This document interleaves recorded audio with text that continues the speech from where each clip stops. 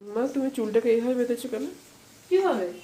কেমন লাগছে? ভালো আর লাগছে? বাবা গরমের মধ্যে যা গরম, ওই জন্য চুলটাকে একবারে ওপরে তুলে রান্না করতে বসছি। রান্নাঘরটা বলতো কেমন গরম, হ্যাঁ গ্যাস জ্বললে কেমন গরম করে বলতো। সত্যিই তাই। এটা কি করছো সাথে সাথে? কোনটা? এটাও সাদা এটাও সাদা। কোনটা সাদা? এই যে ডান দিকে, এই এটা দিকেরটা। হ্যাঁ এটা কি বলতো? কি জানি বুঝতে পারছি না, পনির এটা নাকি? পনির। হ্যাঁ ও কষা কষা করে করবে কিন্তু, আচ্ছা, দারুণ লাগে খেতে। আজকে অল্প করেই আনিয়েছি, এক বেলার মতো। ও তুমি পাস করলে এখন? না, পায়েস তো কালকে করেছি, তোরা তো কেউ খেতে খাসনি। ও দেখ না, পায়েসটা করেছি কি চাপ হয়ে গেছে দেখেছিস। হ্যাঁ। তাই একটু ভাবছি দুধ দেবো। এই তো দুধটা এইমাত্র জাল দিলাম।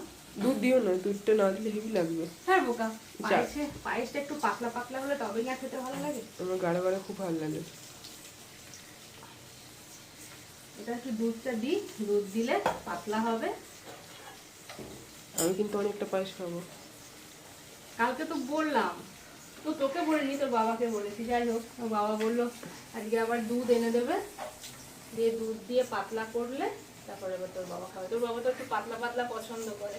ও কি করবো বলতো বাবু, দুধটা দিয়ে দিই বল। হ্যাঁ দিও না, এরকমই থাক। না রে, এতটা পায়েস একটু পাতলা হলে ভালো হবে। পায়েসটা কিন্তু খেতে ভালো হয়েছে, তুই তো কালকে খেলি না।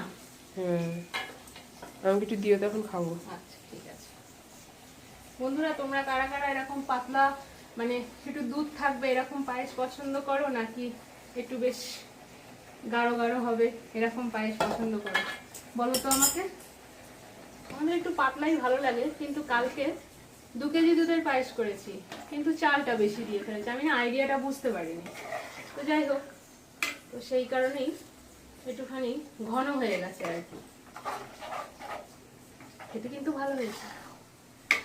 ওরা কেউ খায়নি, আমি একটু টেস্ট করেছি। কি করবো বলো, খেতে ইচ্ছা করছে, খেয়ে নিয়েছি।